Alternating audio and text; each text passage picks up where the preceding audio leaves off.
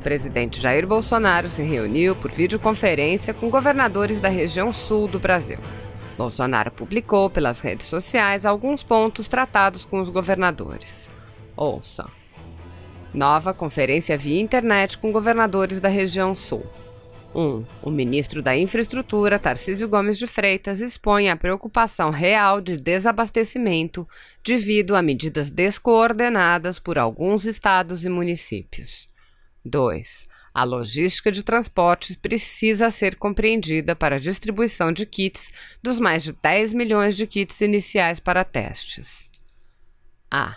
Já passada a fase de coordenação, é preciso que sigam os acordos e orientações segundo as regras da Constituição, protegendo os grupos de risco e seguindo a continuidade da vida normal sem alarmismos.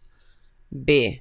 Novidades práticas no enfrentamento, como, por exemplo, a descoberta de que um ventilador de oxigênio pode ser usado para 4 pacientes ao mesmo tempo. C. Nova portaria do Ministério da Saúde de 24 de março, liberando mais recursos para estados e municípios. D.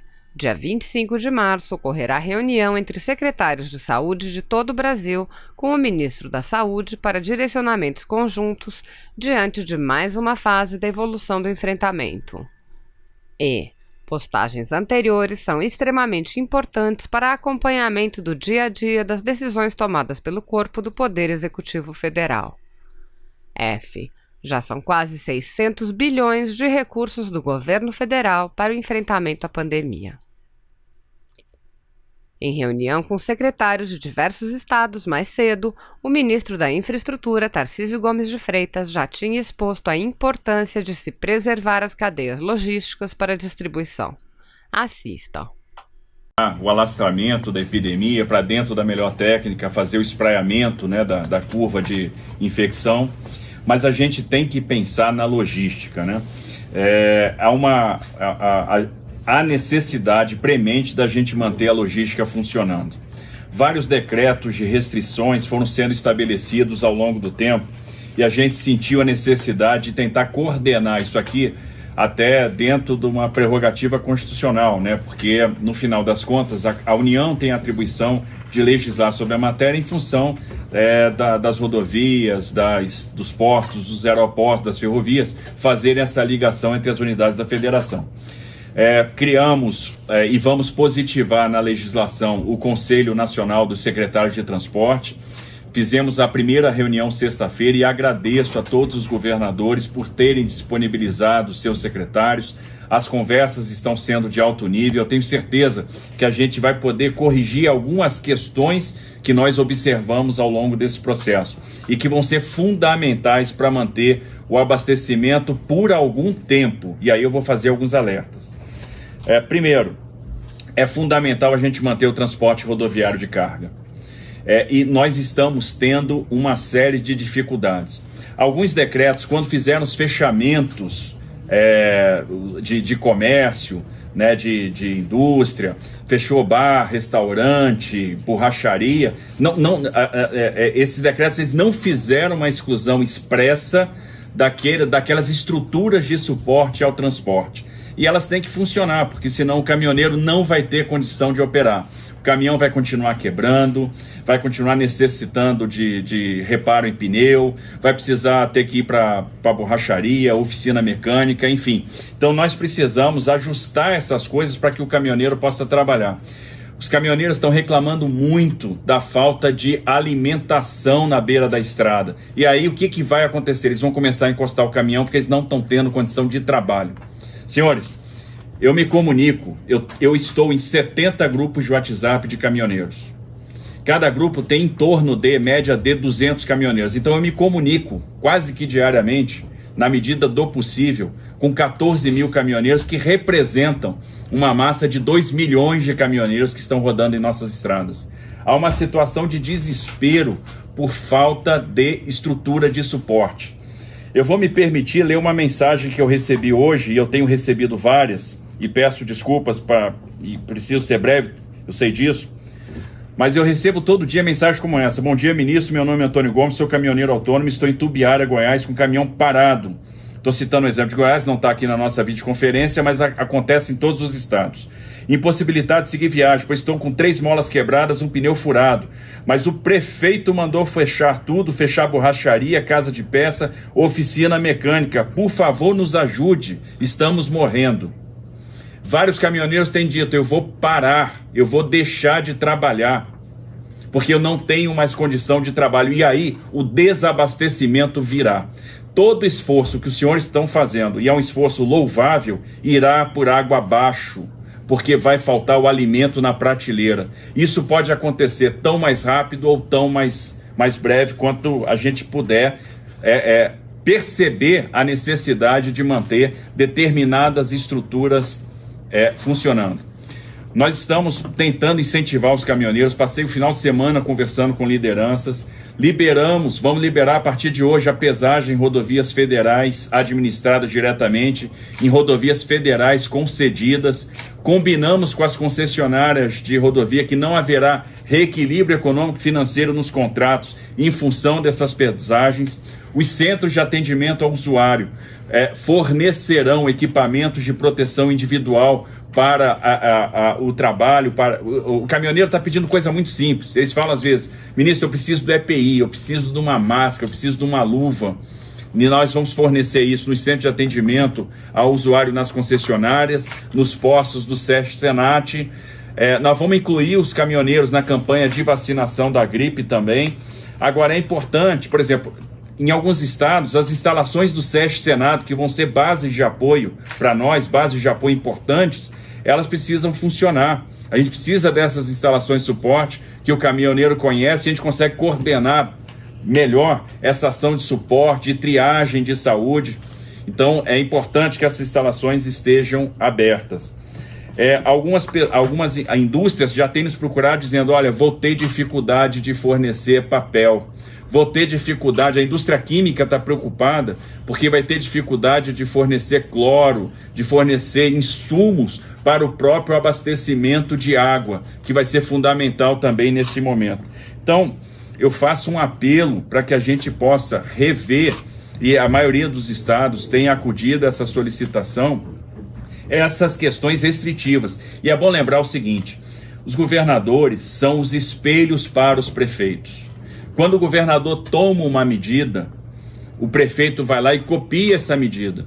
Então, o governador bloqueia determinados negócios no âmbito do estado, o prefeito faz a mesma coisa no âmbito do município, muitas vezes sem a inteligência técnica, porque os governadores estão com suporte da turma de saúde, de epidemiologia, estão fazendo isso com base em constatações técnicas, suporte muitas vezes, como é o caso de São Paulo, de consultorias de alto nível. Os prefeitos, às vezes, não têm esse suporte técnico, mas copiam medidas que os governadores estão tomando, e o que é pior, às vezes extrapolando. Tem prefeito que está fazendo barreira física na estrada, para que não passe, não circule nada. E aí nós vamos ter um problema sério, nós vamos ter um colapso de abastecimento.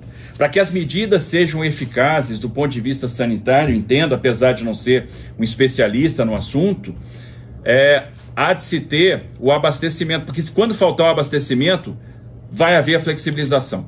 E aí tudo que foi feito vai cair no descrédito.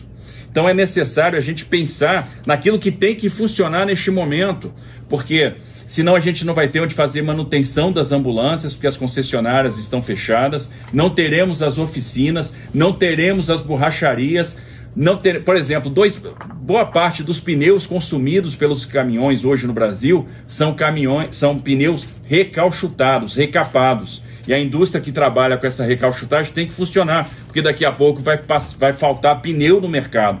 E essas coisas são rápidas. Então eu peço atenção para isso.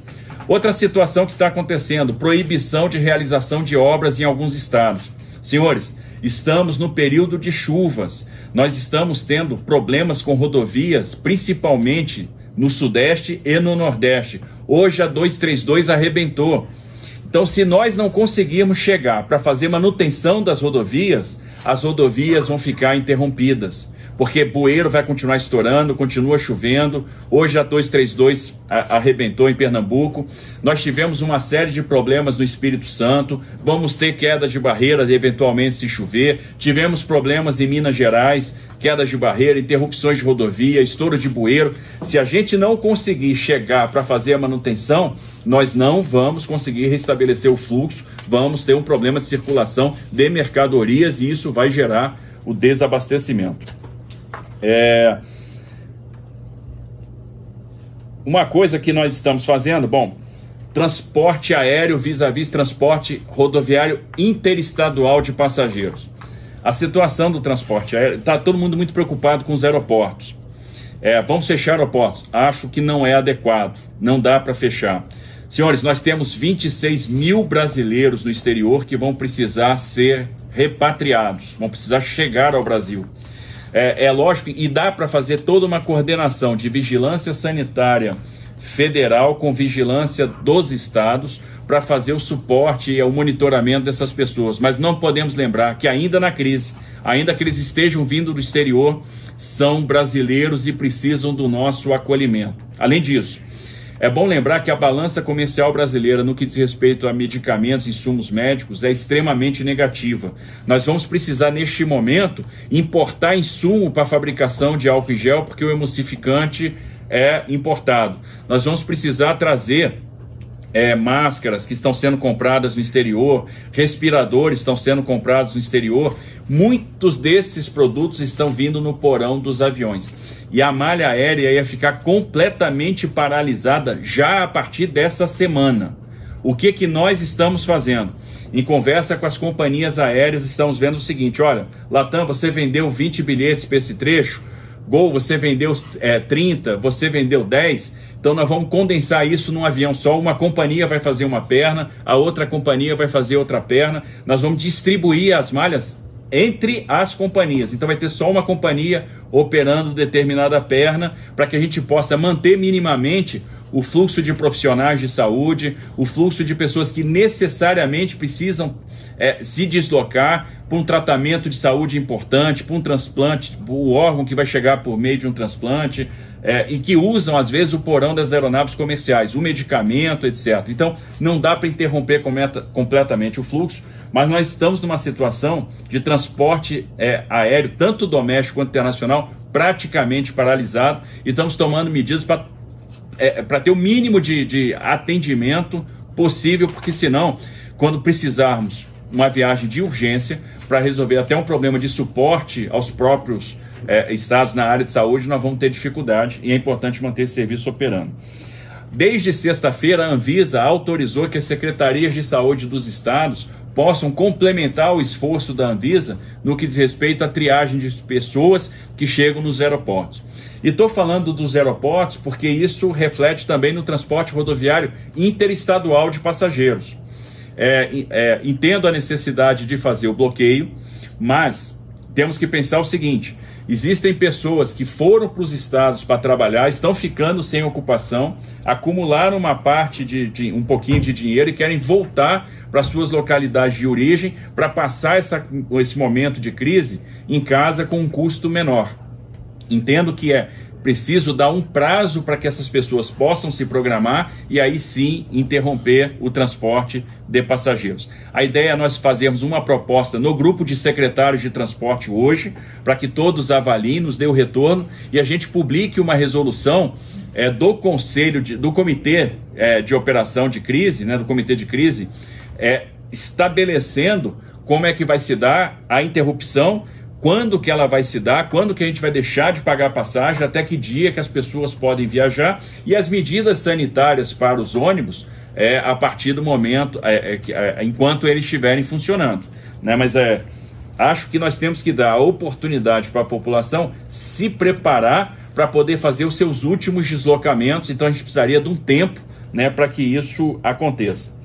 Nos portos nós estamos tentando manter o porto funcionando. É importante que os insumos médicos e a exportação está saindo por esses portos.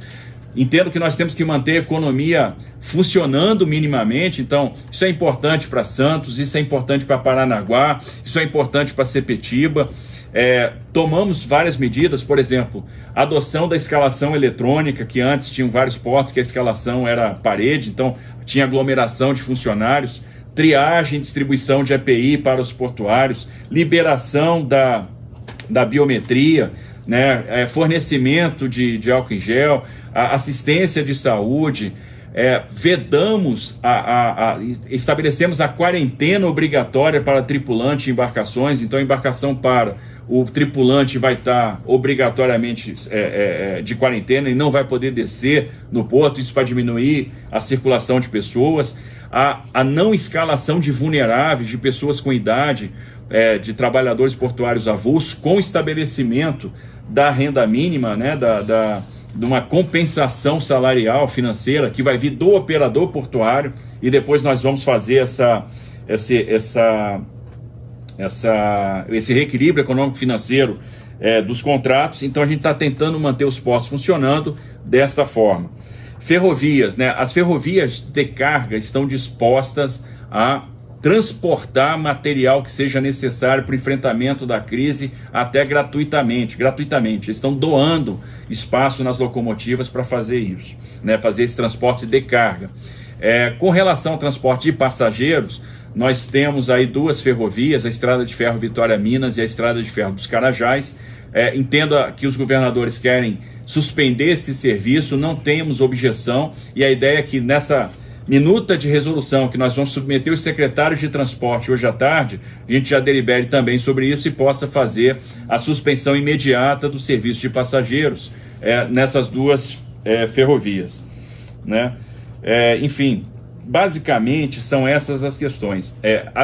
Eu peço atenção para a questão da manutenção da rodovia, das empresas que vão ter que fornecer insumos para que a gente possa fazer essa manutenção, das oficinas, das borracharias, para que a gente mantenha o transporte rodoviário de carga.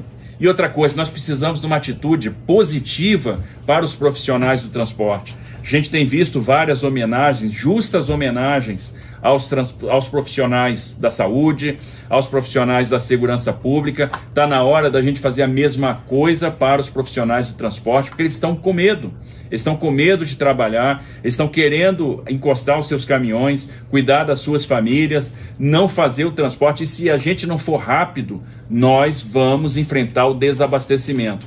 Pode ser que daqui a pouco a gente não tenha determinados produtos em prateleira. E, gente, como o isolamento é total e muito provavelmente necessário, as indústrias vão deixar de produzir determinados insumos, porque também não adianta ter o transporte funcionando se o cara não tiver o que carregar. Eu preservo a indústria de alimento, mas não preservo a indústria de embalagem.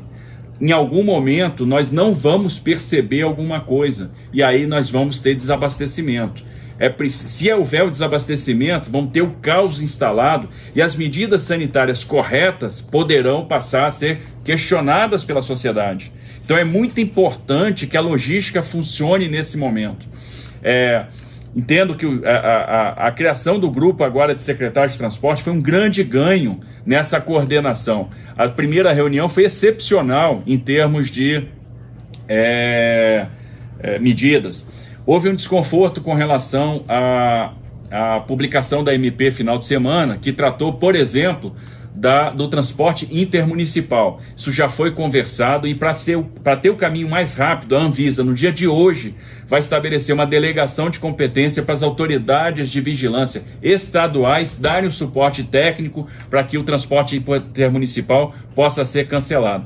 O que está acontecendo, então?